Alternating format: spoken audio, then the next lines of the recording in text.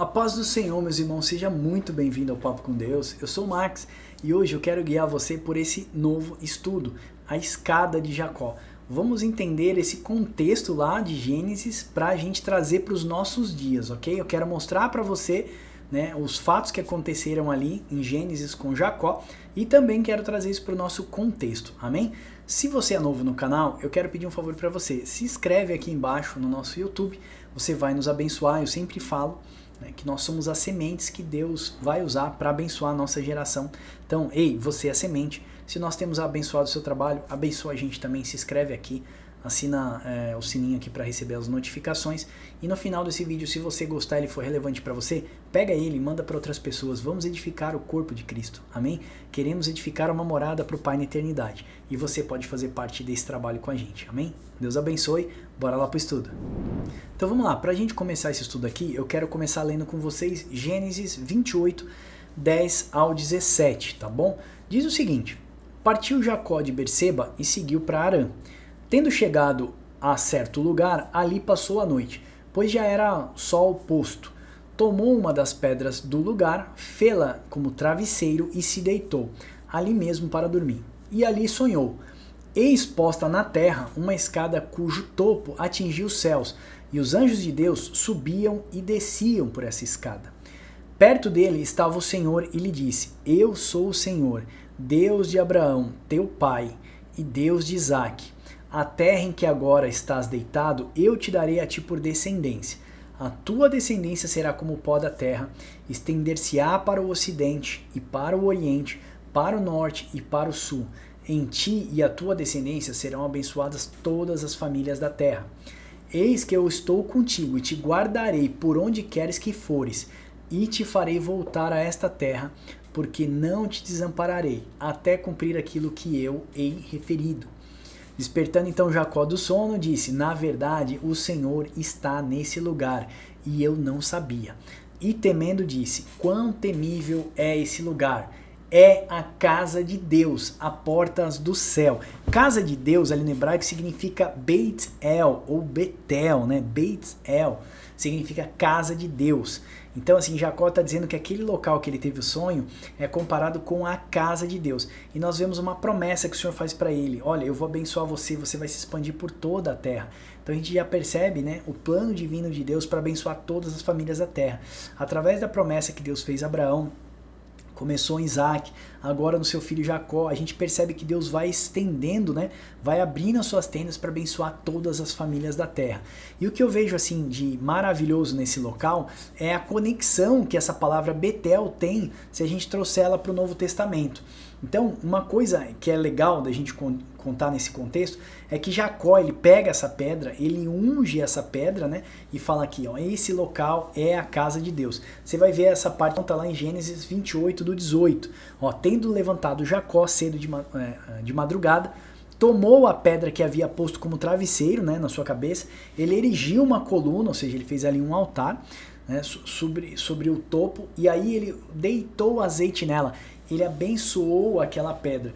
E a gente vai ver lá em Salmos 118 e 22 que fala sobre a pedra que os edificadores rejeitaram. Essa se tornou a pedra angular, a pedra de esquina. E pedra de esquina, eu vou ver se eu consigo colocar num gráfico para você, é, por exemplo, a parede norte, a parede sul, a gente precisava de uma pedra no meio para segurar, sustentar as duas paredes, Numa construção a mesma coisa. Quando você chega numa, deixa eu ver se dá para mostrar assim, quando você chega numa esquina, você precisava de uma pedra ali para ser a coluna. Por isso que a Bíblia fala que a pedra que os edificadores rejeitaram, essa se tornou a pedra angular, Então a gente percebe que ali no sonho, parece que Jacó já está entendendo que ali significa casa de Deus. Ele pega uma pedra a qual que ele deitou a cabeça, ele deita azeite e unge. E a gente já aponta isso para Jesus Cristo, o ungido de Deus, o Cordeiro de Deus que tira o pecado do mundo.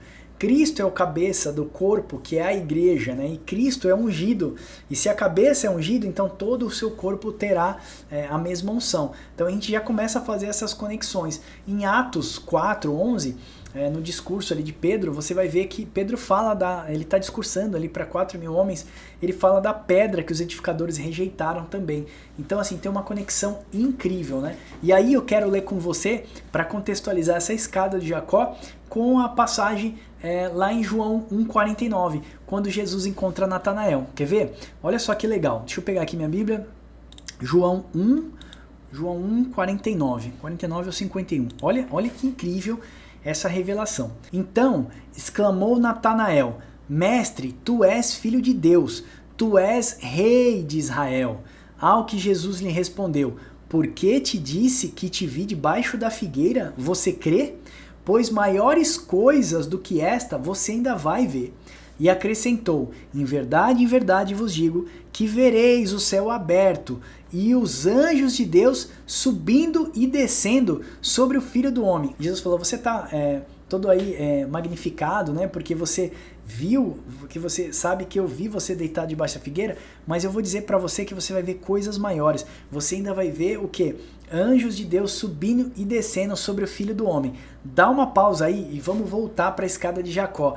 Jacó teve um sonho lá em Gênesis 28:10, e ele fala que ele viu anjos de Deus subindo e descendo. Ele falou: esse a não ser o local, outro local, a não ser chamado a casa de Deus. Por isso que ele pega a pedra e ele unge a pedra. Ele entendeu que ali era um sinônimo de adoração, né, de santificação daquele local. E ele fala que aquele local então se torna o quê? A casa de Deus. Quando a gente vê Jesus falando com Natanael, a gente já faz o link imediatamente para a escada de Jacó. Ou seja, Jesus, ele é essa ponte que conecta céus e terra, né? Que liga homens a Deus e Deus até os homens. Jesus, na verdade, é o caminho, né? É a verdade e a vida. Nós sabemos, se você fez nosso estudo do tabernáculo, que os judeus mesmos chamavam aquela primeira porta do pátio, que dava o acesso externo, como o caminho. A segunda porta para o local santo, como a verdade. E a terceira porta que dava local para o santo dos santos, como a vida. Por isso que Jesus disse assim: eu sou o caminho, eu sou a verdade e eu sou a vida. E ninguém vai ao Pai senão por mim. Ou seja, ninguém vem ao Pai, né? Na verdade, senão por mim. Porque Jesus é o único caminho. Assim como Jacó viu anjos subindo e descendo dos céus, ali era uma teofania, ou seja, uma aparição, uma forma representativa daquilo que haveria de ser no futuro. Então, quando Jesus é crucificado no Calvário, como ungido de Deus, ele faz o quê? Ele conecta novamente os homens, né? Homens com Deus novamente, e os anjos de Deus à terra novamente. Anjos está como mensageiro. Então você vai aprender que anjos também são, os filhos de Deus são comparados como os anjos. Então os santos das igrejas são comparados como os anjos de Deus. Mensageiros, ângelos como mensageiros, ok? Então você também é um anjo do Senhor. Você fala assim: você é um anjo de Deus na minha vida. Sim, você é um mensageiro do Senhor. Você foi eleito para levar a palavra do Senhor. E agora o que eu quero pontuar com você é em 1 Timóteo 3,15. Eu vou pegar aqui, 1 Timóteo 3,15. Olha que legal que eu quero ler para vocês. Olha só o que Paulo está falando. Para que, se eu tardar, fique ciente de como se deve proceder na casa de Deus, que é a igreja do Deus vivo, coluna e baluarte da verdade. Aonde é a casa de Deus, irmãos? A igreja do Deus vivo, que é a coluna e baluarte da verdade. Então você vê que Jacó, quando ele tem um sonho, ele fala: esse local não é outro senão a casa de Deus. Deus mora no deserto? Não. Deus mora numa pedra? Não. Aonde que Deus mora? Deus é espírito. Por isso que importa que quem o adore em espírito, em verdade. Tudo que nós fazemos não pode ser na carne, nós temos que fazer no espírito, porque nós somos um espírito que habitamos dentro de um corpo. Esse corpo não define aquilo que nós somos. Esse corpo não é o fim em si mesmo. Nós havemos de sair desse corpo e receberemos um corpo de glória, um corpo como o Senhor Jesus Cristo tem, um corpo glorificado. Por isso que existe o dia da expiação. Depois do toque de trombetas, o arrebatamento da igreja nos ares, existe o milagre de Deus, que é a transformação de corpos. Então aí sim, receberemos um corpo de glória. Somos um espírito e habitamos dentro do corpo. Não somos um corpo. O corpo não define aquilo que somos. Então, quando nós vemos assim, olha só, que Paulo está dizendo para ele assim, você deve proceder, olha só, fica ciente de como se deve proceder na casa de Deus, que é a igreja do Deus vivo, coluna e baluarte da verdade. Paulo está chamando a igreja do Deus vivo de a casa de Deus. Deus não habita em templos. Deus não habitou dentro da arca. O Senhor fez uma metonímia, né? Um símbolo, uma figura de linguagem para que nós pudéssemos entender agora que é a realidade. Aquilo era sombra para nós, hoje é realidade. Nós já temos visto a completude da obra do Senhor através do seu Filho Jesus Cristo. Então 1 Timóteo 3,15 mostra a casa de Deus. Efésios 2,21, o que vai falar em Efésios 2,21, irmãos? Olha só, eu sempre leio isso nos meus estudos, então não vou nem pegar lá. Fala assim, que Deus está erigindo de nós uma morada no seu Espírito para a eternidade. Deus está edificando uma morada para si, no seu Espírito, através do Espírito Santo, que santifica esse templo aqui todos os dias, para a eternidade. Então, o que nós havemos de nos tornar? A morada de Deus. Aonde Deus vai habitar para a eternidade? No homem. Por isso que Paulo fala aos Coríntios, ele fala assim, chegará um momento que Deus será tudo em todos. Ou seja, Deus habitando sua plenitude em todos os homens. Porque agora não pecaremos mais, porque esse corpo ainda é corruptível. Mas quando se vestir de incorruptibilidade, aquilo que é corruptível, então se cumprirá aquela palavra que Paulo diz, tragada foi a morte pela vitória. Em 1 Pedro 2,4 diz o seguinte, eu vou até abrir 1 Pedro 2,4, que é lindo esse verso. 1 Pedro 2,4, olha que lindo. Olha que lindo.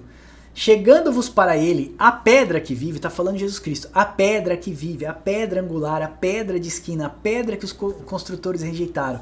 Então chegando a ele, a pedra que vive, rejeitada sim, pelos homens, mas para com Deus, eleita e preciosa. Vós também, vós mesmos, como pedras que vivem, ou pedras vivas, sois edificados, casa espiritual para ser sacerdócio santo, a fim de oferecer sacrifícios espirituais agradáveis a Deus, por intermédio de Jesus Cristo. Olha que lindo que ele está falando. Vocês também são pedras vivas, edificados o quê? Casa espiritual de Deus. Pedro também está comparando a igreja como uma casa espiritual de Deus. É onde Deus quer habitar. Por isso que Jesus fala, quando vocês se reunirem 2 ou 3, eu vou estar ali no meio de vocês. Porque o Pai é Espírito, né? Por isso que nós precisamos adorar o Pai. Oferecer o quê? Sacrifícios espirituais ao Senhor.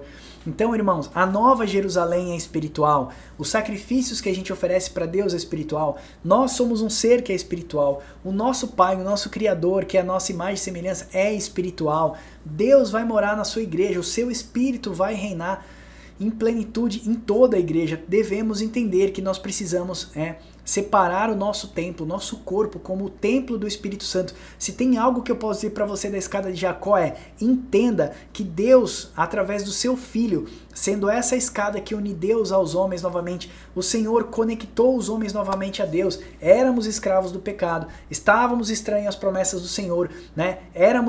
Estávamos presos no aguilhão da morte, mas o Senhor Jesus nos resgatou, Ele quebrou o aguilhão da morte e havemos de ressuscitar no último dia e receber as promessas do corpo glorificado. A escada de Jacó não é nada mais, nada menos do que a promessa de Cristo de conectar homens a Deus novamente. E aí o Espírito do Senhor, né, reinando para sempre nos homens, a sua morada, o seu local de habitação.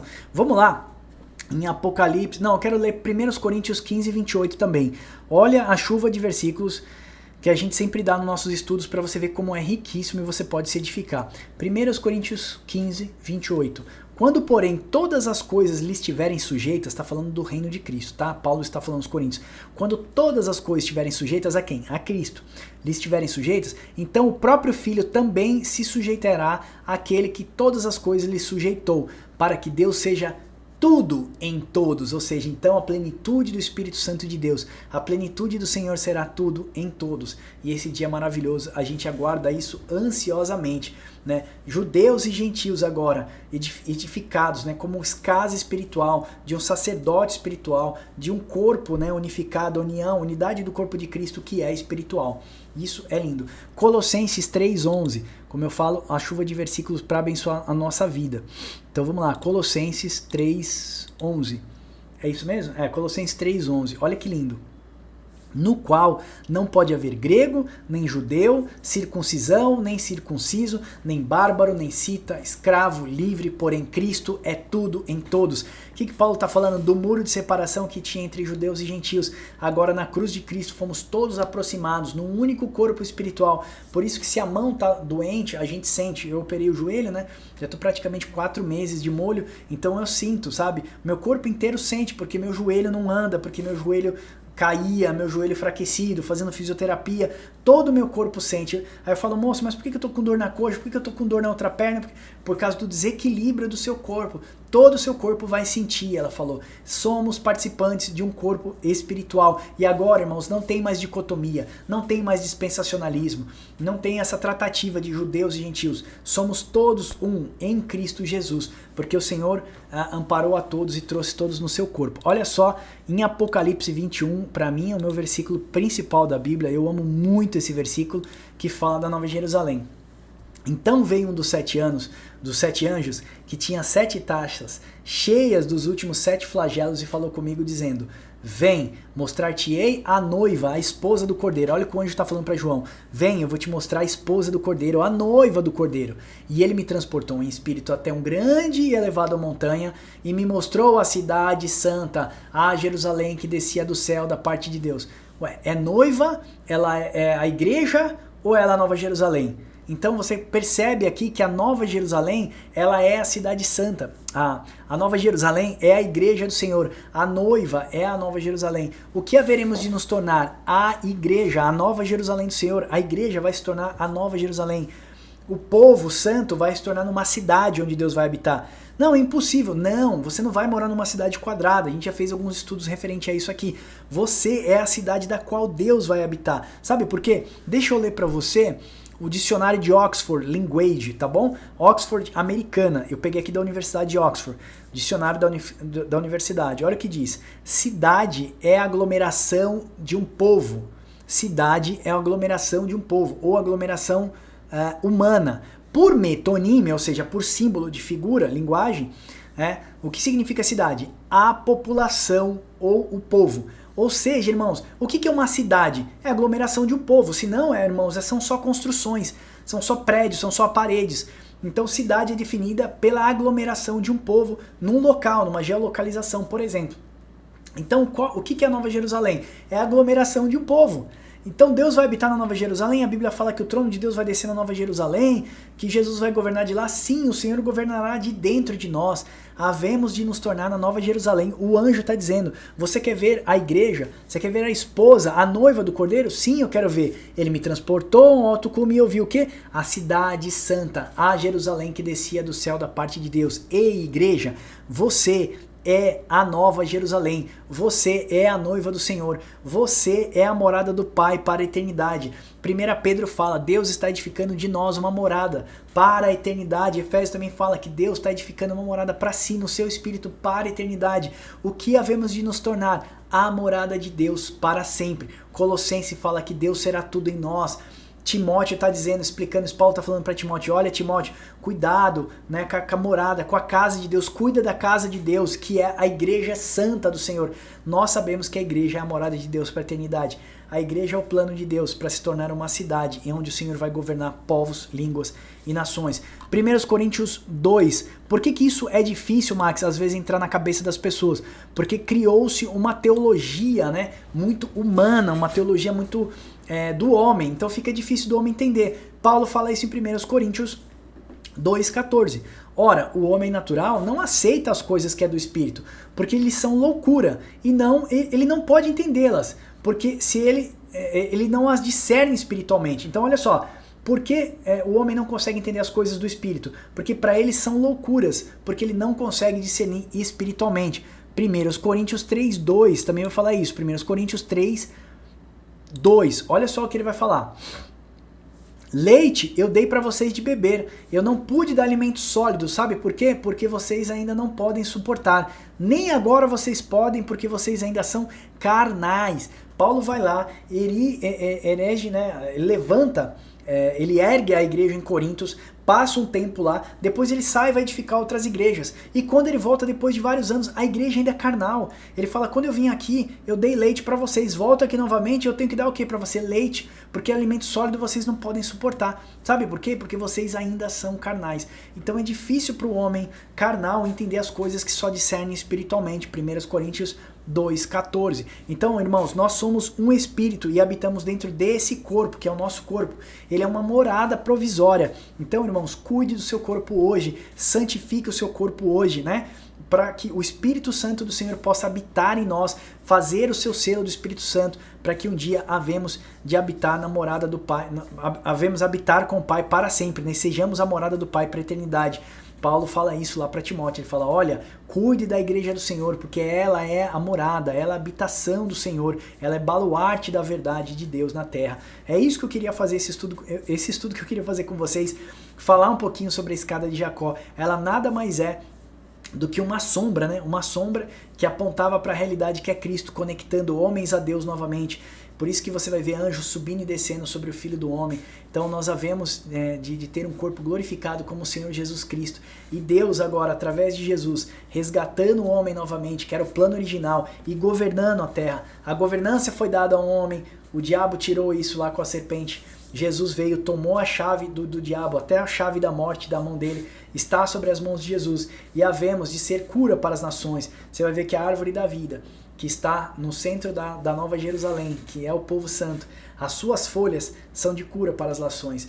Deus vai governar a terra através de Jesus Cristo, e a igreja do Senhor será cura para as nações, para essa ideologia maldita, para esse tipo de politicagem que rouba, mas que querem tirar as coisas das pessoas, né?